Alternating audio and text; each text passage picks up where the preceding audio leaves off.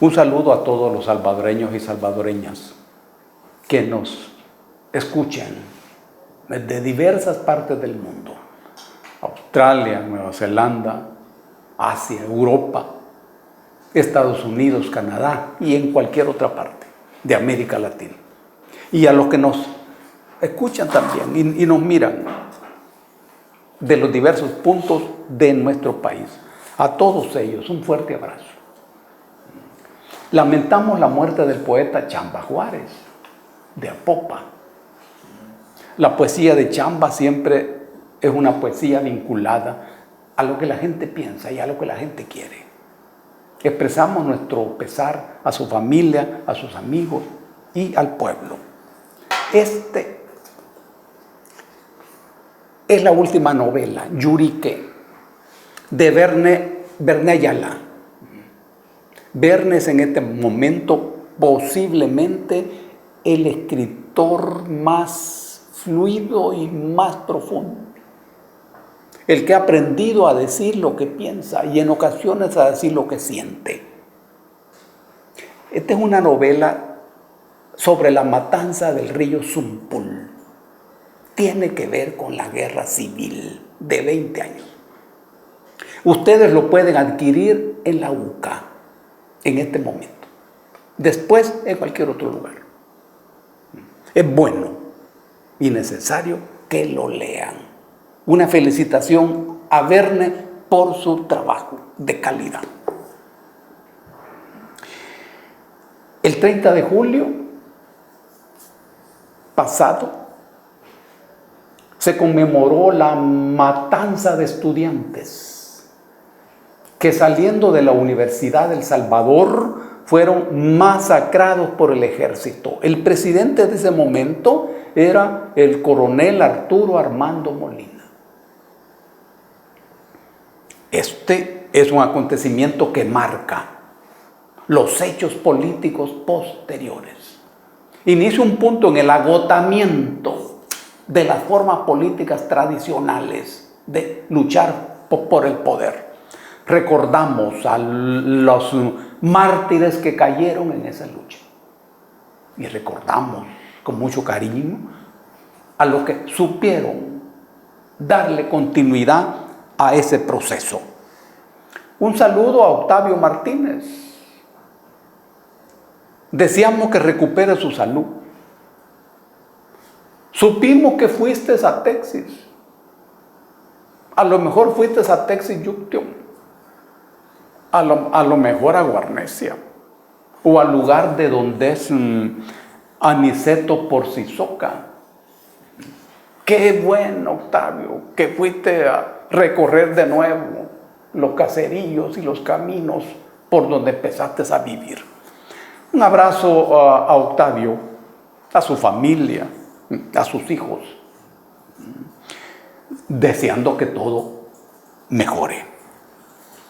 Este día vamos a conversar sobre la situación internacional. Todos vivimos en un planeta que es una masa rocosa, la última masa rocosa del sistema solar, después de Marte. Viene el grupo de planetas gaseosos, empezando con Júpiter. Y después de Marte, entre Marte y Júpiter, está una cadena de asteroides. Nosotros, en nuestra roca, viajamos a una velocidad de 103.000 millas por hora, una inmensa velocidad. Todo el planeta tiene gigantescas dificultades de supervivencia en relación con el cambio climático. Pero además, todo el planeta tiene dificultades de supervivencia política. Porque en todo hay un acontecimiento de enorme trascendencia histórica. Y es que el imperio dominante, Estados Unidos, sobre todo después de la Segunda Guerra Mundial, cuando lograron los gringos establecer el dólar como la única moneda de reserva y se convirtieron en el imperio militar más poderoso. Todo ese poder está terminando. Y eso ocurre frente a lo que se llama Eurasia. Rusia, China y todos los países de lo que los mismos gringos llaman economía asiática. Economía asiática. Que a su juicio empieza de oeste a este, desde el Medio Oriente hasta Japón. Y de norte a sur, desde Rusia hasta Nueva Zelanda. Eso es lo que ellos llaman economía asiática. Las horas y los minutos del dólar están contados. Esta es una noticia que es como el pivote de los acontecimientos internacionales que mueven el nuevo poder político en el mundo y mueve la nueva distribución del poder. Para Estados Unidos es un momento de mucha angustia histórica, como lo es para las otras potencias. Inglaterra, por ejemplo, en siglos pasados la dueña de los mares, pero ya no son más eso. Los acontecimientos en el estrecho de Hormuz llevaron al ministro de Defensa inglés a decir que la armada inglesa es muy pequeña para influir en los acontecimientos internacionales. Estados Unidos hoy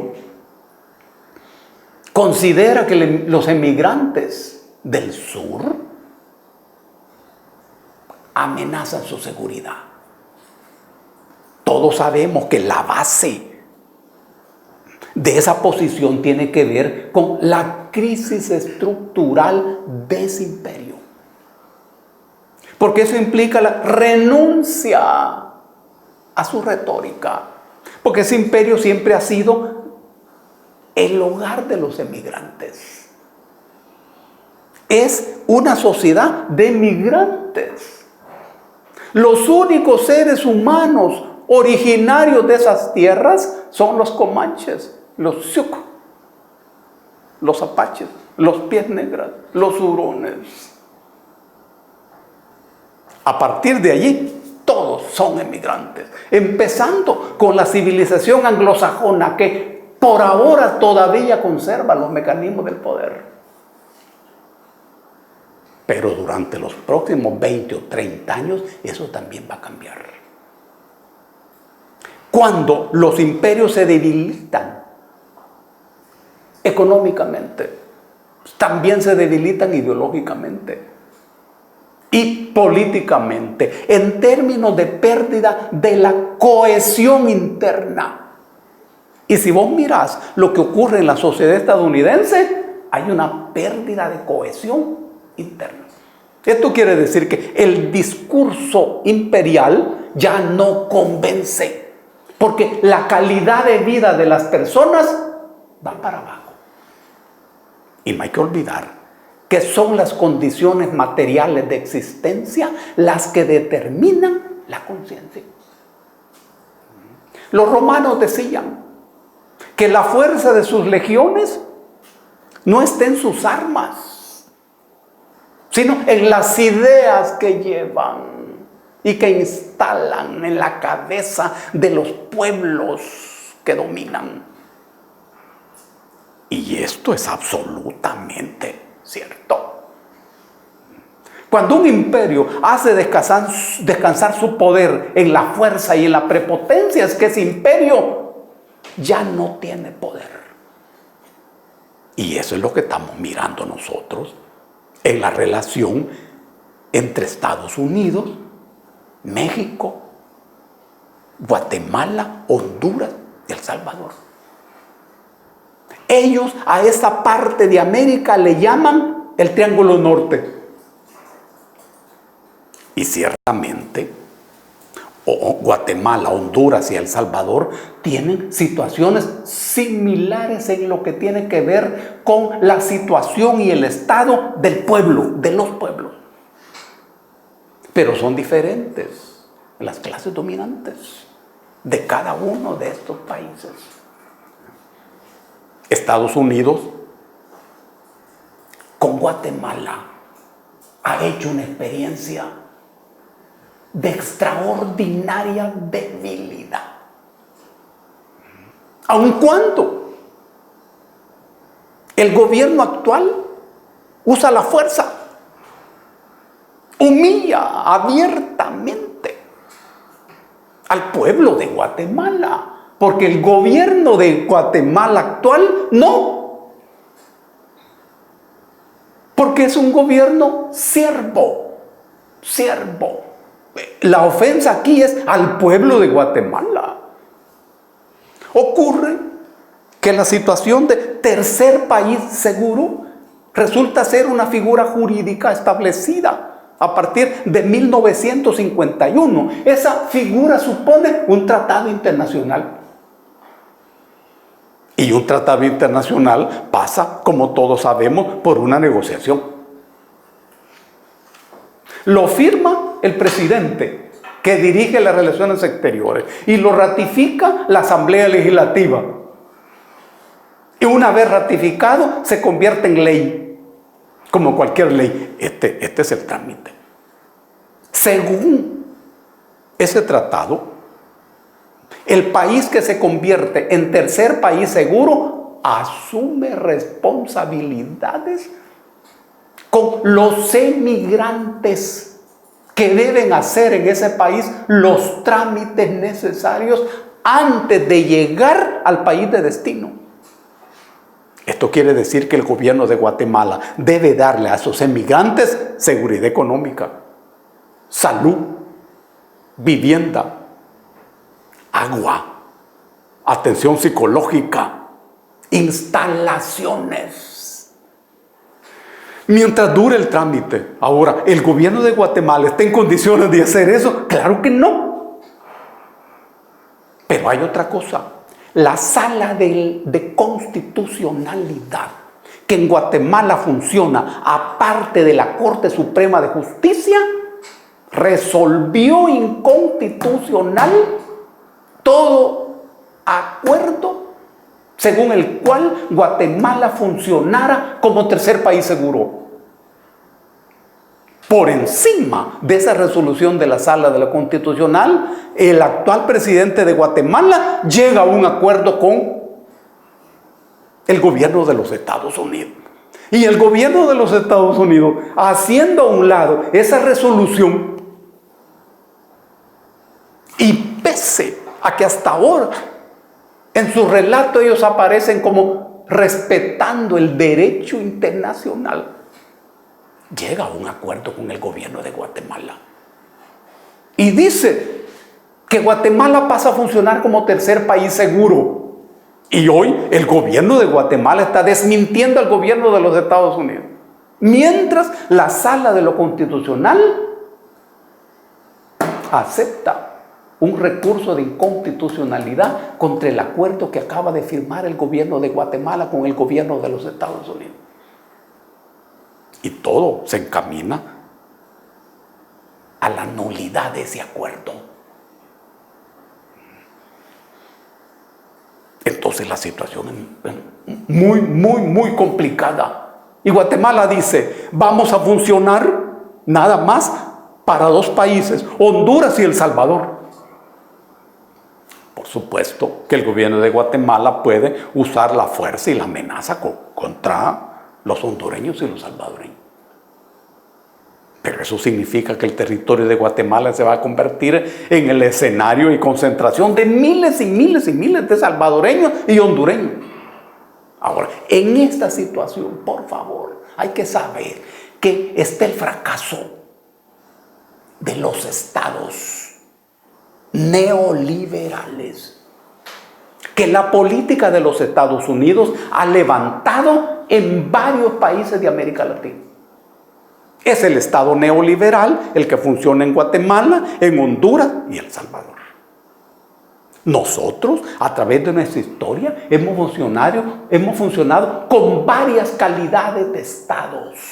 Desde el estado originario, antes de la invasión de los castellanos, había un estado originario. Ya tenía las condiciones fundamentales para ser estado, sobre todo la concentración de poder. Habían cárceles, habían ejércitos, habían leyes.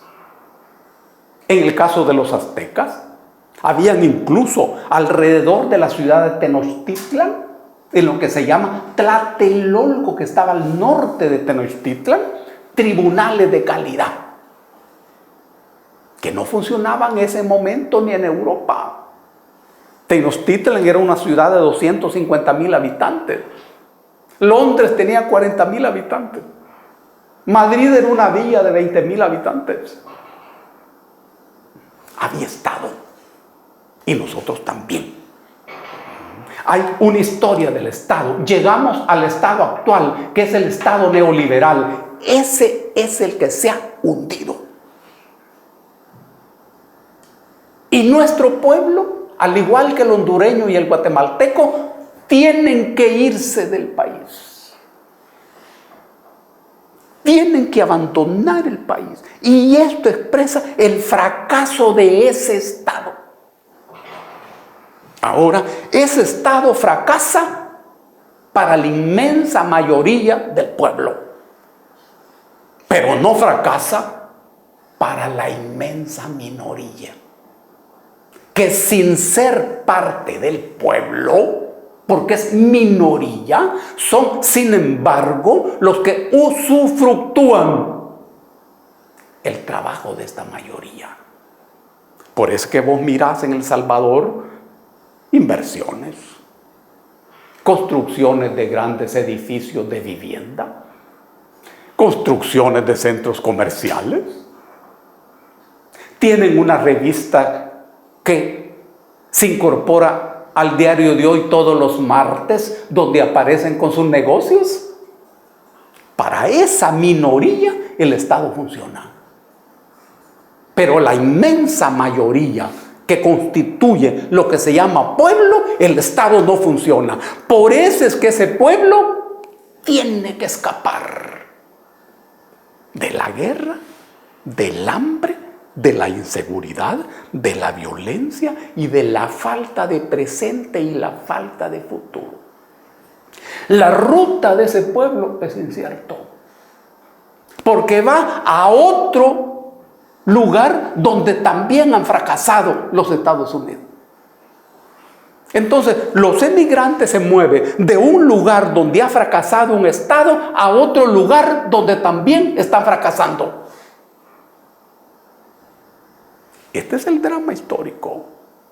Ahora, aquí hay una responsabilidad del Estado de El Salvador, pero también una responsabilidad del Estado imperial de los Estados Unidos. ¿Y por qué? Nosotros no estamos diciendo que los gringos responden por nosotros, no. Pero estamos usando la figura responsabilidad. Responsable es el que responde. La palabra responsable es una palabra nueva. Aparece en el diccionario español allá por 1750. Responsable es el que responde. No estamos usando la figura culpable, porque esto supone un trámite y resolución de un juez. Pero es que la economía que ha llevado al hambre y a la desesperación al pueblo de El Salvador es decisión de los Estados Unidos. Es el Fondo Monetario Internacional y el Banco Mundial. Por eso es que el imperio también responde. Y es un fracaso doble o triple. Y este es el drama. Este es un drama nacional, pero también un drama internacional. Y tiene que ver con todos nosotros. No habrá muralla que supere la desesperación del pueblo.